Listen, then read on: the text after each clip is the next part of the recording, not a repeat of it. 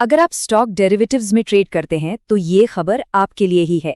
सेबी यानी हमारे market regulator एक नया नियम लेकर आए हैं जो आपकी एक पसंदीदा ट्रेडिंग स्ट्रैटेजी को हमेशा के लिए बदल सकता है।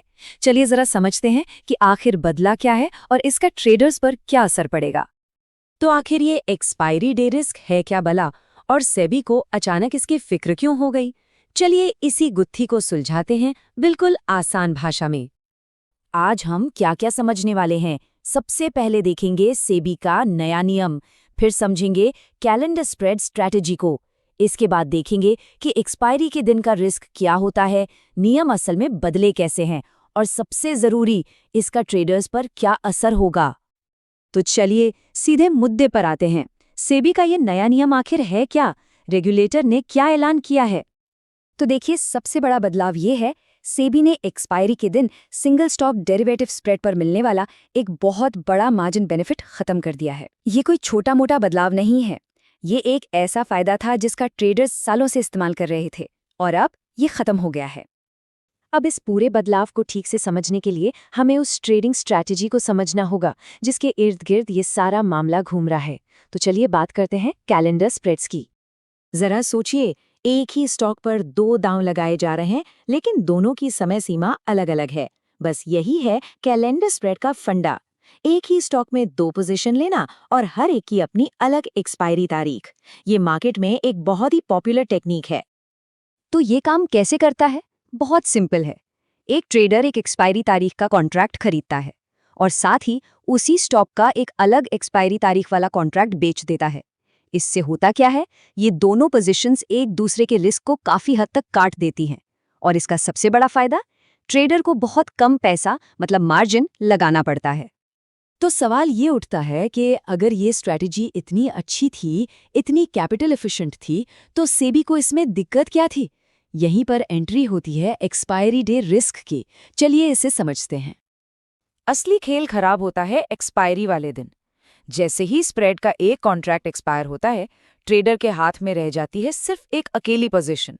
मतलब कोई हेज नहीं, कोई सेफ्टी नेट नहीं, सारा बैलेंस अचानक से बिगड़ जाता है। इसको ऐसे समझिए, एक्सपायरी से पहले मान लीजिए किसी के पास जनवरी का खरीदा हुआ और फरवरी का बेचा हुआ कॉन्ट्रैक्ट है। मार्जिन कम है, रिस्क मैनेज्ड है, सब बढ़िया। लेकिन जैसे ही जनवरी का कॉन्ट्रैक्ट एक्सपायर हुआ, बूम, अब सिर्फ फरवरी की एक खुली पोजीशन बची है। इसका मतलब अब बहुत ज्यादा मार्जिन भरना पड़ेगा, और रिस्क तो पूछो ही मत। इसी को कहते हैं मार्जिन शॉक, और इसी से सेबी परेशान था। तो अब आते हैं सबसे जरूरी सवाल पर कि सेबी का ये नया सर्कुलर असल में बदल क्या रहा है? पुराना तरीका क्या था और नया क्या है? तो बात सीधी सी है। पुराने नियम में एक्सपायरी के दिन भी कैलेंडर स्प्रेड पर मार्जिन का फायदा मिलता रहता था। ट्रेडर्स आखिरी मिनट तक अपनी पोजीशन को कम मार्जिन पर रख सकते थे। लेकिन नए नियम में ऐसा नहीं है। अब जैसे ही एक्सपायरी का दिन आया, वो मार्जिन बेनिफिट खत्म। मतलब बची हुई पोजीशन के लिए पूरा का पूरा मार्जिन उसी दिन जमा करना होगा। तो अब एक्सपायरी के दिन का प्रोसेस क्या होगा? पहला, एक्सपायरी से एक दिन पहले तक सब नॉर्मल, मार्जिन बेनिफिट मिलता रहेगा। दूसरा, एक्सपायरी वाले दिन वो बेनिफिट हटा लिया जाएगा। अब ट्रेडर के पास तीन ही रास्ते बचते हैं, या तो जेब से और पैसा डालो, या पोजीशन को अगली सीरीज में रोल ओवर करो, या फिर उसे काट दो। चलिए अब बात करते हैं उस चीज की जो सबसे ज्यादा मायने रखती है। इसका ट्रेडर्स पर क्या असर होगा?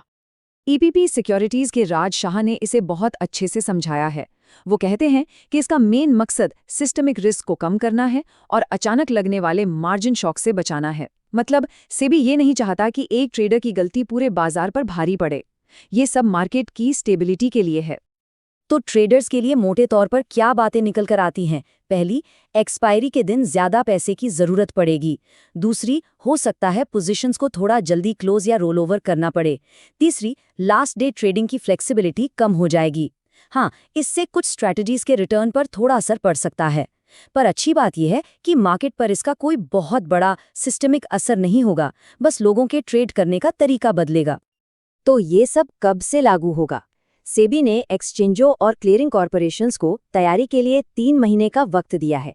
मतलब ये बदलाव बहुत जल्द आने वाला है। तो आखिर में ये हमें एक बड़े सवाल के साथ छोड़ जाता है। क्या ये मार्केट को सेफ बनाने के लिए एक ज़रूरी कदम है, या फिर ये एक औसत ट्रेडर के लिए मुश्किलें खड़ी कर रहा है? यही वो बैलेंस है जिसे रेगुलेटर्स को हमेशा साधना होता है। सोचने वाली बात है ना?